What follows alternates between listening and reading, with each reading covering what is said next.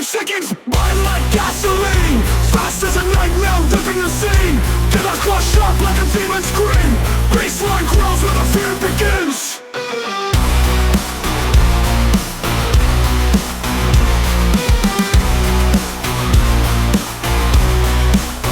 5 seconds, burn like death. Fast as a nightmare, ripping the scene. Gas blood corpse off like when it turn. Baseline grows where the fear begins. Go to the garage, meet the ghouls.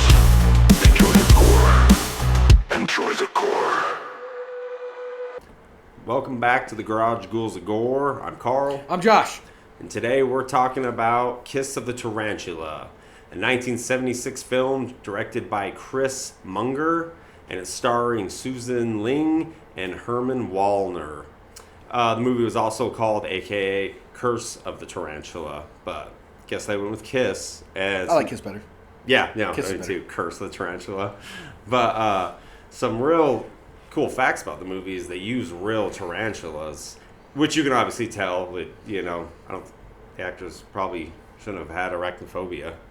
But the film is centered around a traumatized girl, has some real issues, and spiders become like her obsession, how she gets away from them. So the movie's more based on this girl and her trauma and her obsession than actual spiders.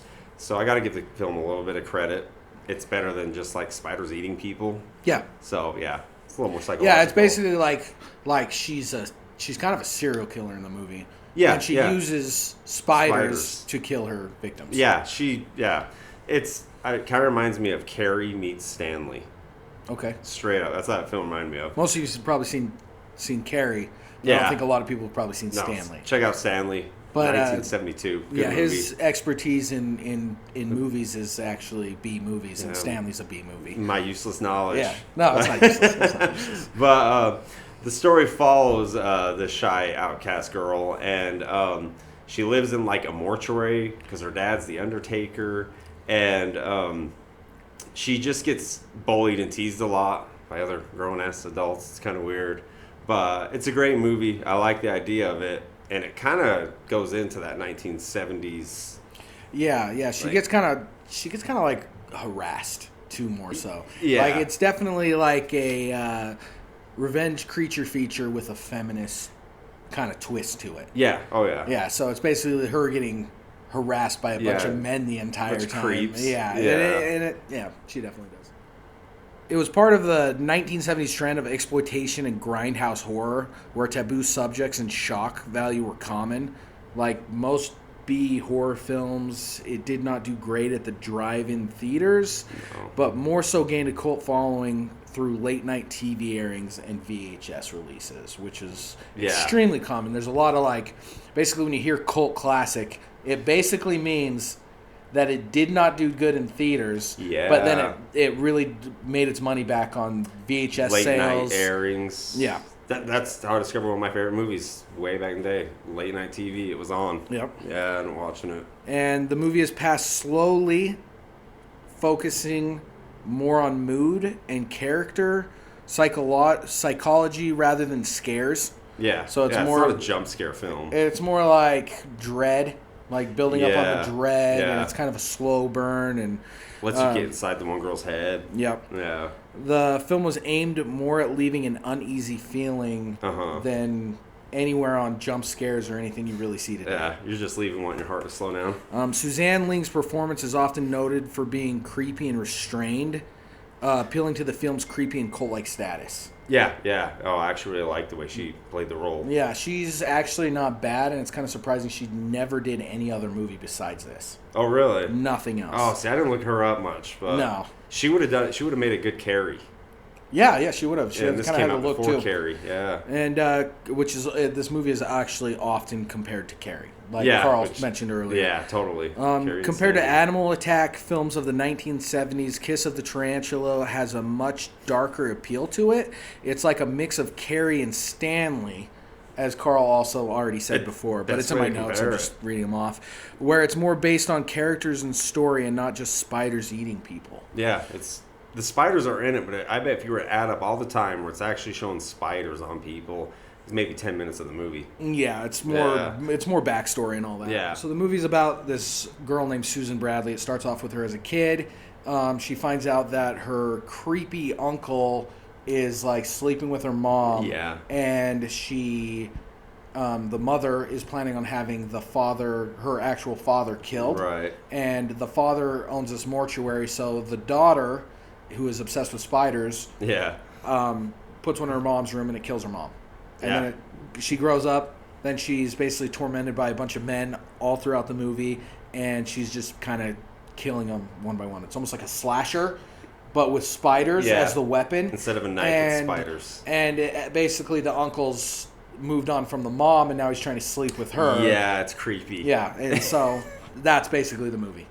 Yeah, it is kind of one of the early revenge type films as well. Yeah. Like, because those are so many of those have been made now, but this is definitely an older one. But yeah, her weapon is spiders. Yeah, and it's kind of got like that whole. I mean, that's a lot of movies like that have that kind of feminist kind of thing where like the men, basically like the villain of the movie is all men. Oh yeah. It's all men, and it like they make all the men that creeps. Yeah, The only and, decent like, guy I spit is on Joe and her dad. Yeah, basically the only thing it's missing from like the only difference between that and like I Spit on Your Grave and other movies like that and Last House on the Left is a rape scene. So if they just put a rape scene in there, then it would have been pretty much the same movie but with spiders as a weapon. It really would have. Yeah. I don't like those two movies too much. What did you actually like? What was your like actual opinion on the movie? I like the fact that it was kind of artsy. Like you could tell it wasn't just some schlock thrown together B film. Yeah. There was some passion in there. I like that it wasn't just like the movie Frogs, or just randomly all the spiders. No, there was a motive behind it. You're into the psyche of this girl. Like, her tarantulas are her babies. It's not. Yeah, it's definitely not your typical spider movie. No. Most spider movies are like, oh, we have like an infestation of spiders in this arachnophobia. area, or arachnophobia, or infested. People.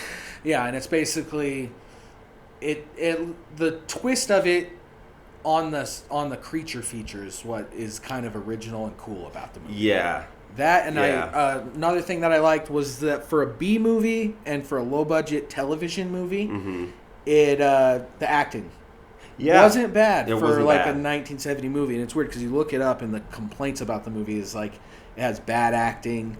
Yeah, and it's like I get it. It's a B movie, but it wasn't acted bad. I don't know why the main character didn't go on to do. Yeah, she did great. Any other films? Like, yeah, she played the role solid. Yeah, she plays the creepy. Yeah, she can pull out the traumatized character when she needs to. Yeah, like, and it's definitely worth a watch. Yeah, I think this movie would make a great remake, which I don't say often. But if they decided to remake this movie. And they used a little bit of CGI animatronics and, you know what I mean? Yeah. Like kind of like how they did in Arachnophobia where it's real spiders and animatronics, then I think it would have looked a lot better. So a remake this is a good idea for a remake. That one I'll agree with. And I'm not big on remakes either. No. But this one would make a good remake. Yeah, it would. It's kind of cool. Like, it gets dark. Like, this chick's dark side definitely comes out.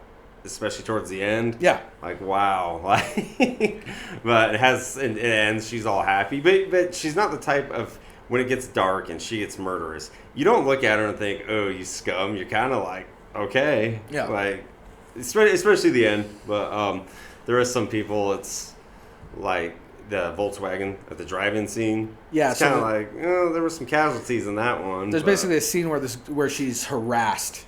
Like these guys just come into her house. These guys just steal a casket. Yep, steal a casket from the mortuary which her dad runs in the basement. And her dad's out of town, and she catches them. Yep. And then they just start fucking with her spiders. So later on, she kills them in the car scene. I'll let you have this so you can talk about that. Oh yeah, they go down to her spiders, and you feel bad. She's already screaming. Like one dude's holding her, and she's screaming like no, because she knows they're gonna fuck with him. And they end up killing one. And it's kind of sad because then they leave and she's sitting there holding her dead spider and you feel for her. Yeah. It's like, dude, assholes. Yeah. But so she decides, okay, I'm not taking this anymore. So she follows them and their girlfriends to the drive-in. And then when they're all like in Makeout City, she creeps up and is letting spiders into the Volkswagen. And then they don't notice. That was when it got to me the whole time. It's like, you wouldn't feel that crawling on you. Because before you know it, they're all over them. Yeah, yeah. And I couldn't be one of those actors. But and then they all just panic and literally die in a panic.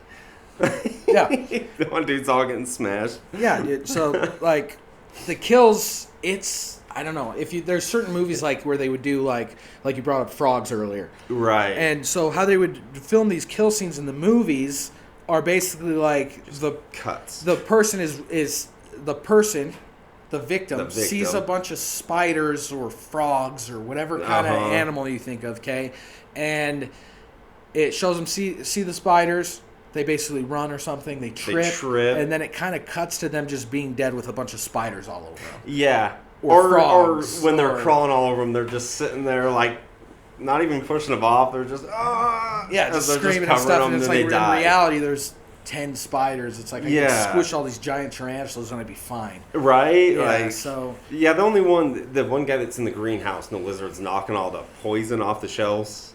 Remember, and it fills up with the fumes. Yeah, that's like the only one that's like, okay. I mean, wouldn't it kill the lizards too, though? This is a spoiler if you plan on watching the movie. It's the only kill I liked, and it was probably, honestly, my favorite part of the movie, where I was like, that's kind of cool, was the ending, when she finally kills the uncle. The uncle falls down some stairs. He's basically paralyzed, so what she does is she goes and hides his body underneath another body inside a casket. To have him buried alive. Yeah, to have him buried alive. And that is basically the coolest thing about them. Honestly, that was my favorite thing about the movie. Was just the ending was kind of cool. And it was pretty dark, because she's just begging her, no. And she gets him up in the casket. And There's basically only...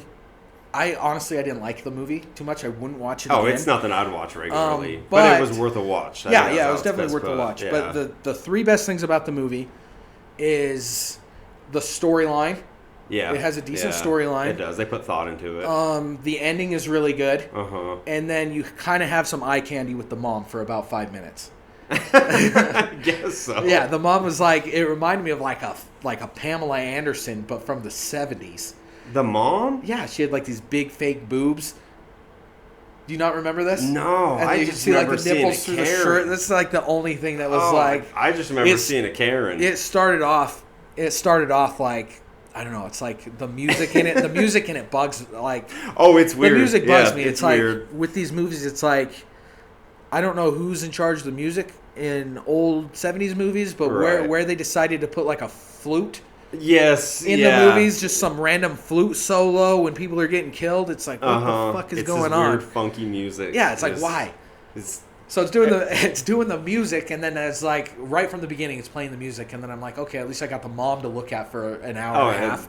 But no, not for long. She gets killed right away. She's kind of a bitch, so. No, she definitely deserves to die. The character was terrible, but. Kiss of the Tarantula. I ended up watching it. I randomly came across it and thought, I'll check it out. Yeah. But that's how you find some actual good ones. That's how I found Dark Knight of the Scarecrow and Frightmare. I'll check this out. But what did you not like about it? I did not like the music, for one thing. Like you said, it was distracting. Yeah, what the hell was going on? It was distracting. I didn't like the fact, and this isn't huge, but I think it's one of those films. It wasn't uncommon back then, but I think they actually killed some of the spiders in it. Did they? Yeah, like the scene when they're down there and the dude like throws it down. Yeah. When she picks it up, it's like, hey, that looks like a real dead tarantula. Oh, but we don't know for sure if they actually got killed. Yeah. Okay, yeah. It wasn't uncommon back then. Yeah. Another thing I didn't like about it was like the pacing of the movie. The slow burn. The pacing is so slow. But that's what I'm saying that's because they wanted it to be more of a psychological slow burn. But okay, so I'll give you some examples like where it's like it doesn't like I understand like a slow burn, but like with this movie, there's like a scene where she's down at the river, and then like this guy is gonna go ask her out on a date. He's one guy that basically went to her house with the coffins. Oh yeah. And so he went in to steal a coffin. Him and his friends ended up killing spiders. She ended up killing them in a car, and then later on, he kind of suspects it, so he's like, I'm going to go talk to her, but for some reason ask her on a date. Yeah. Anyway, she's standing by a river. And if you've ever, like, I'm sure this has happened to everybody, where you like see somebody from a distance that you know, and you're like, oh, that's Carl. I'm gonna go talk to him, and then you start walking to him, but they don't see you, so they're like walking away. So then you're constantly trying to like catch up to them, but they keep walking away without you knowing there. There's like a scene in the movie where it does that. And that's that river It's scene. when he's gonna ask her She's out. standing by the river, and he sees her from a distance, and he's walking. And it's like, why did you film him walking for 5 minutes to get to her? Yeah. And she just keeps walking, not seeing him. And it's like, just fucking run it. They're trying to build the suspense, Yeah, I and then guess. nothing happens when they get there. And No, then, I know the exact scene. He takes her to the drive-in. Yeah, and then another scene in the movie where the pacing was like didn't make any sense at all. To me, where they could have cut it better was the end of the movie, which I think is the best scene of the movie. But it is. she uses this crank to pick up her uncle and to put him in the coffin. Right. Okay, so she basically drags him into the other room. And then she uses this this little crank mechanism, pulley thing to lift him in and out of the bodies, and to lift him in and out of the coffins. Right. And she goes up and she hooks up this to the dead body to get it out. Yeah, the lifts girl's it up in there. and moves it, puts it down, then goes over to the husband, lifts up, picks it up, picks him up, goes the uncle goes and puts him into the coffin, hurries and covers the whole thing, and then goes over to the body, cranks it up, moves it over. Okay, Basically, and it's a long process. It shows the whole process in real time. It's a long process of me telling you about it. So just imagine watching that. Yeah, that's a big thing with old B horror films. There's a movie, Manos, The Hands of Fate. Shout out to you if you know what I'm talking about. Horrible movie. And there was literally a scene of a dude getting knocked out. The guy drags him over to a tree and sits and ties him up. The whole scene. And it's 10 minutes of this. Yeah. And you're just, we get it. No, I get that. That was a big thing with the old 70s films. They would drag out. Yeah. Got to make that runtime. They still do that with movies, and sometimes it makes it a little more disturbing. What was that movie that followed? It just came out not that long ago, and it was basically like a point of view of the killer. Nature. Violent Nature. Yeah, In a Violent Nature. So that movie, there's a scene like that in the movie, and it kind of makes it more disturbing. Like, they pull it off, they do it good. So, yeah, it can be done. It's just... Yeah, but with that one... When it's just a camera watching... Yeah, no, I get it. There was scenes in it that drug out. I thought the scene, too, where he's in the vent, up there colking the vent. Yeah. I thought that scene was drug out, too. Like, it just kept showing him screaming. Here's another twitching. Here's another construction fact for you.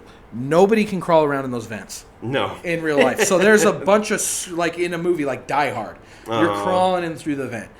There's a bunch of screws holding all these pieces together on the inside, going through everywhere. You would be getting... Yeah, you can't crawl through there. No. You'd have to be...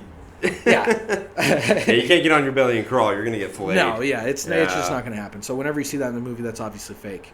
Yeah. One thing I also thought was kind of odd in the movie that I don't know if you noticed, but she has like a boyfriend in the movie. Yeah, Joe. He shows up in one scene in the movie, calls her like on the phone. And then he comes over. You see him, and then that's kind of it. Yeah, and like he's throughout just the rest of the movie, I'm kind of expecting him to like show up and see something or save somebody. That guy could have been cut from the movie. Yeah, no, he has nothing to do with it. Yeah, he has nothing to do with it. Yeah, doesn't show up later on. His only part would be when the guys first break in to steal the casket, she thinks it's him. But she learns real quick it's not. Yeah, but it's like, yeah, at least no, for maybe real. He was a broke up pretty with her or pointless something. character. And then he's walking and she's crying to him and he's just, yeah, there's nothing we can do about it. Yeah, yeah, you're right. Forgot about it. Useless character Joe. But then other than that, I mean, I don't really, like, it's kind of, yeah. I can't really think of anything really too much more to talk about it with it. I'd give it 3 out of 5 ghouls. Okay, let's start a little system like that then. There I'd probably give it 2 because the storyline and the ending saves it. Okay. 2. Okay. Well, maybe we'll come up with a different, like, actually talk about this system. Yeah. Make it work. But, like, say an average film would be 3. Right. It's right in the middle. So I'd give it a 2. Okay, I'd give it 2.5. Yeah. Okay. So, hey, how about if you guys go and watch it, leave in the comments, how many ghouls did you give it? 1 to 5, 0. But I want to know, actually. I'm interested now. So if you guys watch this movie, comment and let us know. Cool. So, yeah, this is our first B movie that we've done a review on. And lots more to come. One other thing I wanted to point out. So we're starting to get like some actual like fans, and we appreciate everybody that watches our Very videos. much. Appreciate But this was very awesome. I already pointed this out. Is these stickers that this guy named Barefoot Brains, he does like beard competitions. He wanted to send us for this gumball machine for our studio, and he sent us all these pictures, and a lot of them are from haunted places, and I think it's just awesome. I wanted to give you another shout out, dude. Yeah, I appreciate it, man. Yeah, dude. Yeah, Great give you a beard. shout out with Carl here. Yeah, great beard. Yeah, it's awesome, dude. Like a lot of these are like from the Lizzie Borden Hotel, from the Ask me where I've yeah, been. from the museum, the Stanley Hotel, haunted ghost tours, New Orleans stuff, Salem, Massachusetts stuff. It's awesome, and it completely fits the studio. Yeah. If you guys ever want to reach out to us, we have our information on YouTube. Make a comment, anything like that. Yeah, feel free to talk. Yeah, and we appreciate you guys very much. Yeah, thanks a lot. Thank you, and see you next time. Yep. We are seeking out to dread. Drums like thunder shake the dead. A metallic grind screams through the dark. 5 seconds, burn like gasoline. Fast as a nightmare, living the scene. Get us crush up like a demon scream. Baseline growls where the fear begins.